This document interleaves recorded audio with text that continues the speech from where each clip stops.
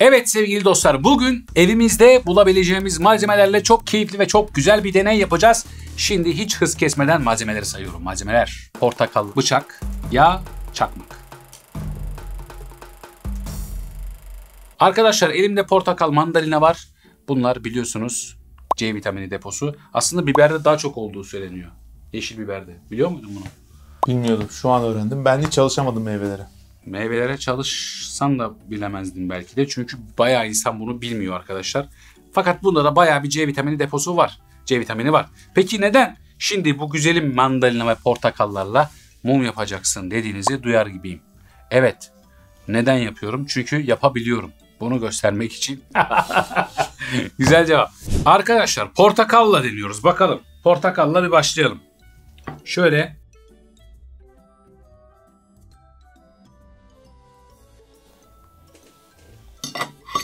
Arkadaşlar şöyle ikiye böldüm. İşimi şansa bırakmak istemedim. Ortada böyle hani yukarı çıkan bir parça var ya. Onu kopartmamaya çalışıyorum. O yüzden meyveleri şöyle nar ayıklar gibi. Arkadaşlar bakın. İnce bir işçilikten sonra, çok da zor değil bu arada, şöyle bir görüntü elde ettik. Şu albedo denen bir kısım, aslında komple içindeki beyazlık albedo. Onu birazdan anlatacağım. Şimdi şöyle kenara koydum. İçerisine ne yapıyorum? Bildiğimiz ayçiçek yağı. Şöyle dökelim. Ayçiçek yağını döküyorum arkadaşlar. Ve yakıyorum.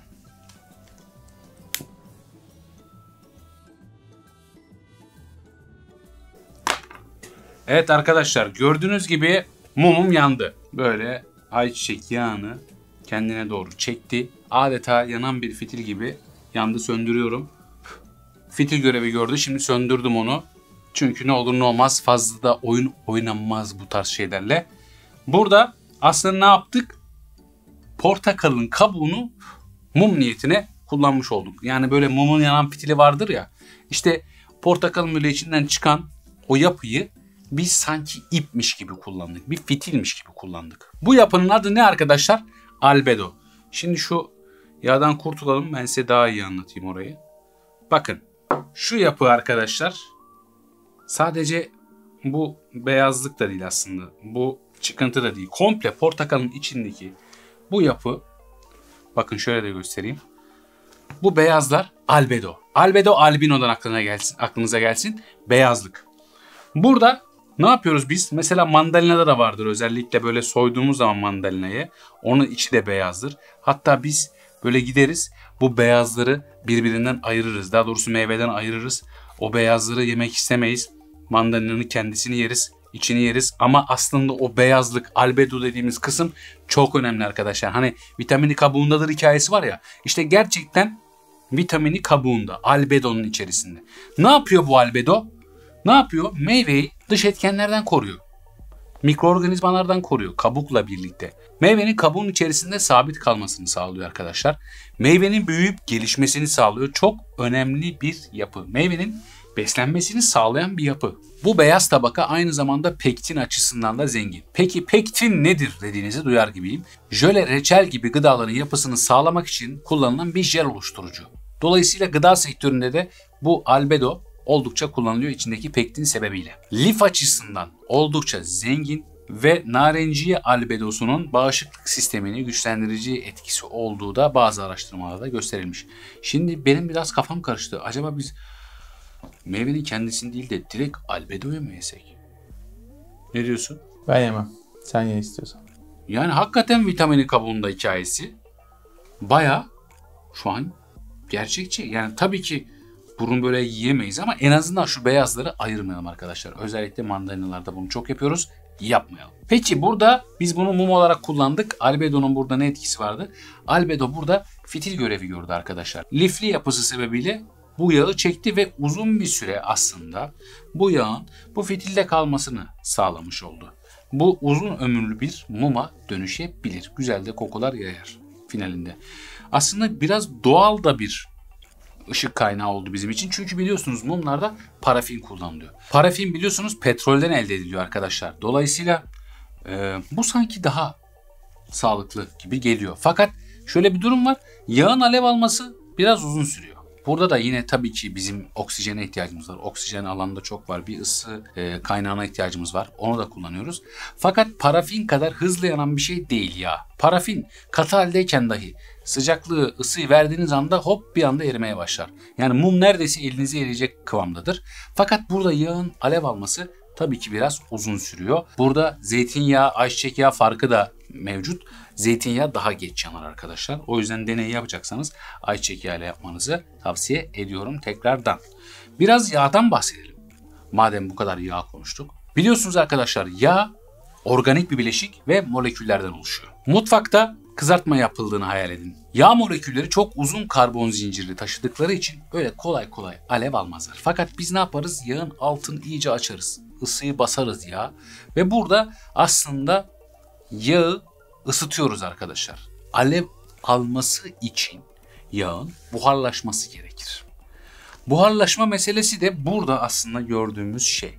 Bu fitile yağ yükseliyor ve ince bir uca kadar gelmiş oluyor. Orada işte yağı buharlaştırmak, oksijene boğmak daha kolay hale geliyor.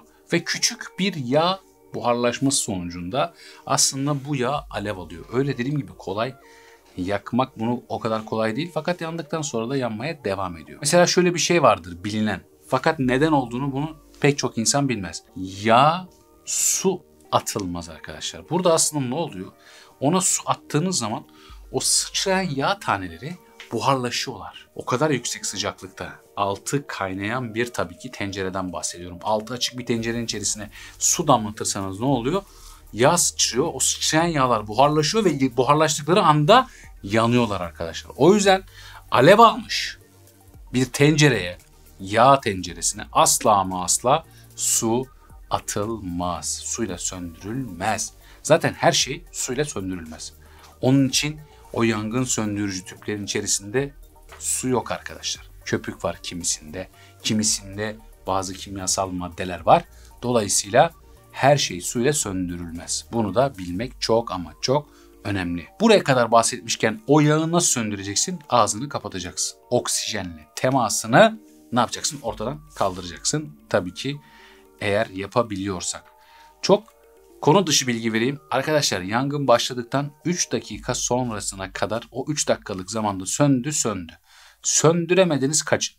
Böyle bir gerçek var. Mandalinadan, portakaldan bahsettik. Meyvelerin bizi nasıl beslediğinden bahsettik arkadaşlar. Peki bunların yetiştirilme meselesi. Bundan bahsetmemek olmaz. BASF bu konuda da bizlere destek oluyor. BASF'nin ürettiği Schaufer bitkilerin demir eksikliğini gidermek için kullanılan ve onları daha sağlıklı tutan bir gübre. Özellikle turunçgiller başta olmak üzere meyve ağaçları ve seralarda yetiştirilen bitkiler için oldukça ideal. Bu ürün bitkilerin daha yeşil görünmesini sağlar ve onların daha iyi büyümesine yardımcı olur. Schaufer, narenciye, elma, şeftali gibi meyve ağaçlarında ve birçok sebzede demir noksanlığının çözülmesine yardımcı olan etkili bir çözüm arkadaşlar. Schaufer kök tarafından hızlıca alınır, yeşil aksama koyu renk verir, daha fazla tomurcuk ve çiçek oluşturmasını sağlayarak arzu edilen yüksek verim ve kaliteli mahsul elde edilmesine destek olur. Böylece biz de çok sevdiğimiz mandalina ve diğer meyveleri sağlıklı bir şekilde tüketebiliyoruz. Teşekkürler BASF.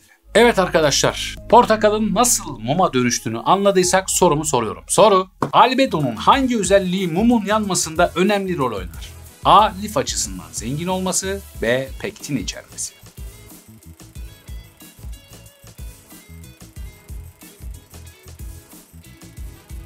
Dikkatli izleyenler cevabı buldular bile. Yeni bir videoda görüşmek üzere. Bilimle kalın. Hoşça kalın.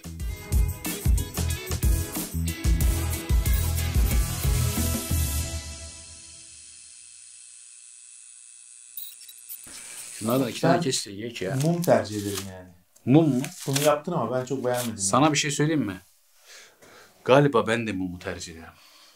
Yani çünkü elektrikler kesildi. Ben o sırada nerede bulacağım? Getireceğim portakalı öyle keseceğim, hassas içini çıkaracağım. Sonra üzerine yağ koyacağım. garip bir şekilde haklısın biliyor musun?